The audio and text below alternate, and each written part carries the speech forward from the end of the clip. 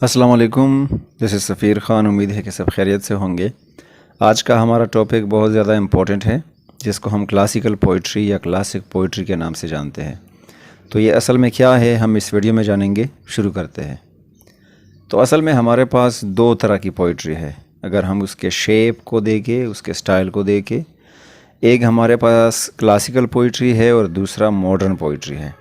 اور modern poetry modern age میں ہے یا پھر پوسٹ ماڈرنزم میں آپ لوگ پڑھتے ہیں۔ جب ہم کلاسیکل پوئٹری کی بات کرتے ہیں تو ہم اصل میں کلاسیسزم کی بات کرتے ہیں۔ جس طرح ہم رینیسا کے بعد نیو کلاسیسزم پڑھتے ہیں، وہ اس کا نیا شیپ ہے۔ کلاسیسزم سے مراد گریک اور روم کی یا رومن جو پوئٹری وغیرہ ہے، لٹریری چیزیں ہیں۔ آپ ارسطوٹل، پلیٹو، اسچیلس یا سوفوکلیس کے بارے میں پڑھتے ہیں اور جانتے ہیں، یہ جو دوسرے رائٹر ہیں ہومر وغیرہ، تو یہ سارے کلاسیسزم میں آتے ہیں۔ اور یہ کلاسیکل پوئٹری جو ہے، اس کے بارے میں پھر دو رائے پیش ہوئے ہیں۔ اس کی ڈیفینیشن کو اگر بندہ سمجھنے کی کوشش کرے، پہلی رائے یہ ہے کہ کلاسیکل پوئٹری کو کلاسیکل پوئٹری اس لیے کہتے ہیں کیونکہ یہ کئی سینکڑوں ہزاروں سال پہلے لکھ چکی ہے۔ یہ سینکڑوں یا ہزاروں سال پرانی ہے، اور پرانی چیزوں کو ہم کلاسیکل کہتے ہیں یا کلاسک کہتے ہیں، اس لیے یہ کلاسیکل یا کلاسک پوئٹری کہلاتی ہے۔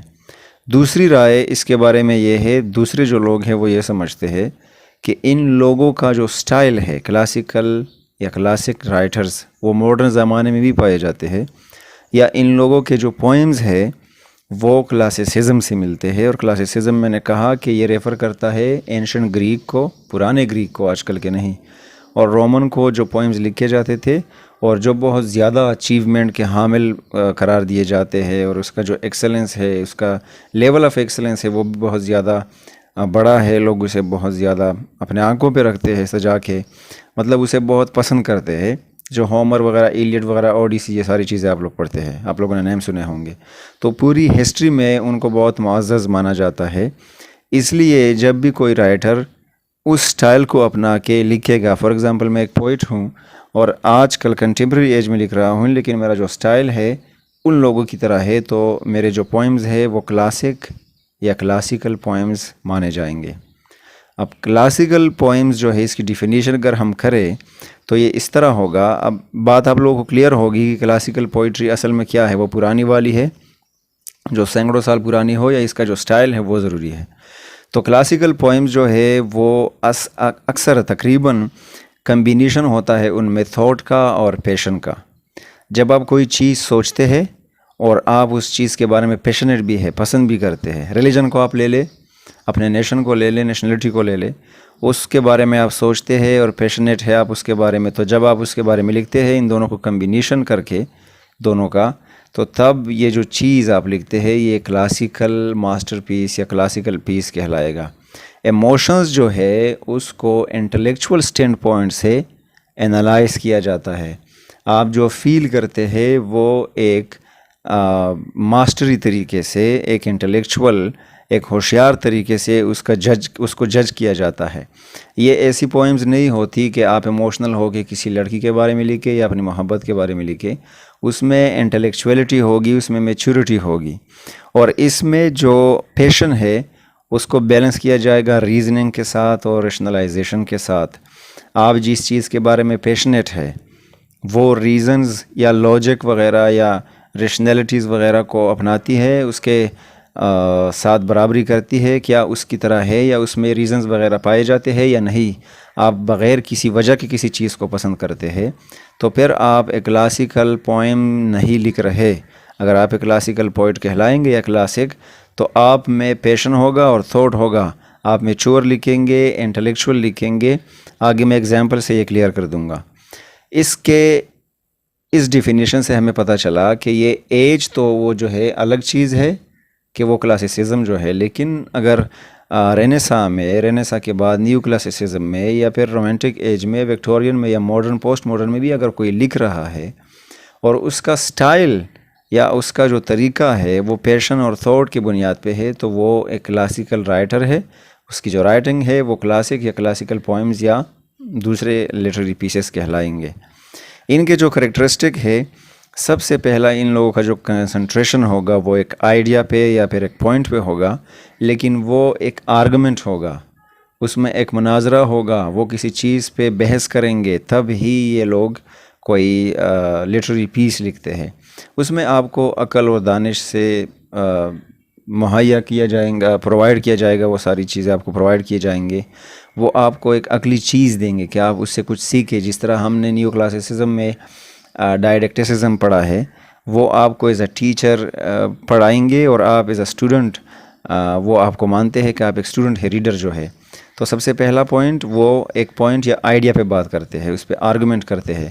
دوسرا، اس کا اسٹریک میٹر ہوتا ہے، فری ورس یا پھر بلینک ورس اس میں بہت کم پائے جائیں گے یا نہیں ہوں گے، اور جس طرح میں نے اوپر کہا کہ اس کا جو پیشن ہے وہ ریزن اور انٹیلیجنٹ تھاٹ کے ساتھ بیلنس کیا جائے گا۔ تو اس میں میٹرز ہوں گے۔ آپ پرانے جتنے بھی رائٹرز پڑھتے ہیں اور نیو کلاسیسزم میں بھی اگر آپ پڑھتے ہیں تو اس میں میٹر کا بہت خیال رکھا گیا ہے، رائمنگ سکیم جسے ہم کہتے ہیں، یا اوورال میٹر کا کہ کتنا لمبا ہے ایک ایک لائن۔ اس کا جو تیسرا کریکٹرسٹک ہے وہ یہ ہے کہ اس پوئٹری سے یا اس پوئم وغیرہ سے جو بھی اگزامپل ہے، اس سے آپ زیادہ رینج کے انٹرپریٹیشن نہیں لے سکتے، آپ اس کے زیادہ ترجمے نہیں کر سکتے، کیونکہ یہ ماڈرن پوئٹری کی طرح نہیں ہے کہ آپ اس کو اپنے طریقے سے کریٹیکلی انالیسس کریں گے اس کا، اور اس کی جو اپروچ ہے وہ صرف ریزن پہ فوکسڈ ہوتی ہے، نہ کہ امیجنیشن پہ۔ فار ایگزامپل، کسی ریلیجیس چیز پہ کوئی پوئم لکھی گئی ہے، جس طرح فار ایگزامپل پیراڈائز لاسٹ آپ لے لیں، تو اس کے آپ دوسری انٹرپریٹیشن کیسے کر سکتے ہیں؟ حالانکہ جیسے ہی آپ اسے شروع کرتے ہیں، آپ لوگوں کو پتہ ہے کہ جان ملٹن نے اس کو ایک تھیم دیا ہے، ریلیجن، کرسچینٹی، اور جب بھی ہم اسے پڑھیں گے تو اسی حساب سے پڑھیں گے۔ وہ الگ بات ہے کہ اس کے کوڈز ہم دوسرے طریقوں سے استعمال کرتے ہیں اپنے ڈیلی لائف میں، لیکن اس کا جو انٹرپریٹیشن ہوگا وہ ایک یا زیادہ سے زیادہ دو ہوں گے، آپ اس سے زیادہ انٹرپریٹ اسے نہیں کر سکتے اپنے طریقے سے۔ تو میرے خیال سے ابھی تک آپ لوگ سمجھ گئے ہوں گے کہ کلاسیکل پوئٹری کسے کہتے ہیں۔ اس کے اسٹرکٹ رولز ہوں گے، اس میں ایک آئیڈیا یا پوائنٹ ہوگا جس میں آپ آرگومنٹ کریں گے، اور اس میں اسٹرکٹ میٹرز وغیرہ ہوں گے، وہ جو ہے انٹرپریٹیشن آپ زیادہ اس کے نہیں کر سکیں گے، تو اس کو ہم کلاسیکل پوئٹری کہتے ہیں۔ کلاسیسزم میں جو ایگزامپلز ہوتے تھے، اس میں آپ لوگوں نے سنا ہوگا دا ایلیڈ اور اوڈیسی جو ہومر نے لکھی ہے، یا دا لیرک پوئمز آف سیفو جو ہے، یا دا اینیڈ ہے جو ورجل نے لکھی ہے۔ اگر رینیسا کے بعد نیو کلاسیسزم میں یا اس کے بعد ایجز کی ہم ایگزامپل لے لیں، تو اوپر کی ڈیفینیشن سے ہمیں کلیئر ہوا کہ یہ نیو کلاسیسزم میں بھی ہو سکتا ہے اس طرح کا پوئم یا پوئٹری، اور رینیسا اور اس کے بعد کے ایجز میں بھی ہو سکتا ہے۔ تو آپ جون ڈرائڈن کو پڑھیں، وہ بھی ایک کلاسک رائٹر ہے، کلاسک پوئٹ ہے۔ اس کا ایک پوئم ہے ایبسلم اینڈ آرچی ٹوپل، آپ اس کو اگر دیکھیں تو وہ بھی کلاسیکل پوئٹری میں آتا ہے۔ الیگزینڈر پوپ کے آپ the rape of the lock کو اگر آپ پڑھتے ہیں، سیموئل جانسن کے the vanity of human wishes پڑھتے ہیں، تھامس گرے کے elegy written in the country churchyard, یا ایس ٹی کولریج کی بہت famous poem the rime of the ancient mariner اگر آپ لوگ پڑھتے ہیں، تو آپ لوگ اس نتیجے پہ پہنچتے ہیں کہ یہ لوگ بھی کلاسیکل رائٹرز کی طرح لکھتے تھے، اور ان کے جو پوئمز ہیں یہ فیمس بڑے بڑے مشہور، یہ بھی کلاسیکل یا کلاسک پوئمز کہلاتے ہیں۔ امریکن لٹریچر میں اگر دیکھیں تو Robert Frost, Walt Whitman, Emily Dickinson, Edgar Allan Poe, یا پھر ای کمنگز جو ہے، یہ بھی کلاسیکل رائٹرز کہلا سکتے ہیں، کیونکہ اس کے جو پوئمز ہیں وہ ان سارے کریکٹرسٹکس کو چھوتے ہیں، ٹچ کرتے ہیں۔